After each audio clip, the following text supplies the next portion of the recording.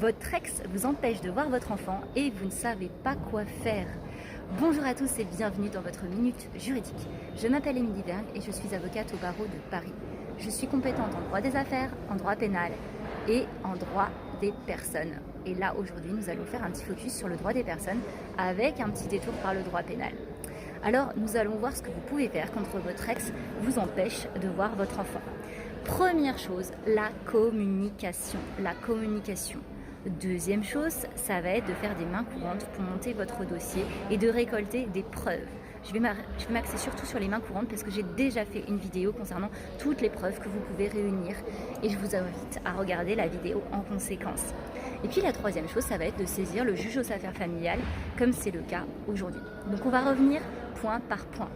Déjà, la communication. De toute façon, c'est une preuve de recevabilité. C'est une condition de recevabilité. Vous êtes obligé de communiquer et d'essayer de passer par la voie de la médiation, de la communication, avant de passer en justice. C'est obligatoire aujourd'hui, donc autant y aller franco. Et de toute façon, ce sera utile tout au long de la procédure pour démontrer votre bonne foi. Donc ça, c'est quelque chose à garder en tête. Et qui dit communication, dit surtout une communication qui est bienveillante. C'est-à-dire que l'idée, ça va être de regarder les faits de manière objective, sans porter de jugement. Ça va être également de regarder un petit peu d'utiliser l'empathie, quelles sont les émotions de l'autre personne, qu'est-ce qu'elle essaye de vous dire derrière le message, même s'il y a des insultes, et oui, ça c'est pas évident, de connaître ses besoins, et puis de faire des propositions et non d'imposer des situations. Et plus vous allez faire ça, en fait, plus déjà vous allez pouvoir démontrer, recueillir déjà de la clarté, avoir de la clarté avec cette personne, et puis le faire surtout par écrit, comme ça va vous permettre de constituer des preuves pour votre dossier et ça, ce sera utile quand il faudra le présenter devant le juge. Et ça vous permettra aussi d'avoir un recul nécessaire d'un point de vue visuel, savoir, attends, où est-ce qu'on en est? On est parti d'ici, on en est là. Finalement, on est pas mal, hein. Donc voilà, première chose, la communication pour essayer de trouver un terrain d'entente, ça va être la première chose. Deuxième chose, ça va être de monter votre dossier. Où est-ce que vous habitez? Ok, est-ce que le gamin il a une chambre pour lui? Est-ce que l'enfant a une chambre pour lui? Parce que ça c'est souvent une question qui se pose même si au final ça ne change pas grand-chose du moment qu'il a un lieu d'habitation. Mais ça c'est quelque chose à tenir compte. Combien est-ce que vous gagnez? Si on vous dit que vous êtes en train de vous droguer, faire des tests pour démontrer que c'est pas le cas. Quelles sont vos fréquentations, les attestations du voisinage, plein de choses comme ça, ou de la famille qui démontrent que vous vous occupez bien de l'enfant. Ça va être de monter le dossier et je vous invite à regarder la vidéo en conséquence. S'il y a des histoires également de non-présentation d'enfants, parce que madame ou monsieur refuse de vous présenter l'enfant, je vais vous inviter à faire des mains courantes.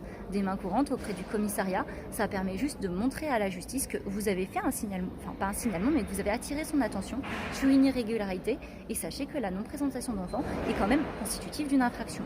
À partir du moment où elle a été répétée, effectivement, mais c'est quand même constitutif d'une infraction et c'est important de le rappeler. Et puis, le dernier point, quand on se rend compte que ça ne bouge pas, effectivement, il faut commencer à se réveiller tout simplement parce que vous avez quand même l'autorité parentale et dans l'autorité parentale, quand bien même la personne vous dit non mais l'enfant il n'a pas envie de te voir maintenant, tu comprends, il faut faire attention, nanana, vous avez quand même le devoir de parent de rappeler qu'il y a un équilibre pour l'enfant et que qu'il le souhaite ou pas en fonction de son âge bien entendu, à un moment il va falloir trouver une solution pour qu'il vous voit. Et ça, le juge ne manquera pas de vous le rappeler à un moment donné. Donc là, votre rôle, parent responsable, ça va être de saisir le juge aux affaires familiales par voie de requête. Donc c'est juste un formulaire SARFA que vous trouvez sur Internet et vous pouvez le saisir tout seul. L'avocat n'est pas obligatoire, il est fortement recommandé.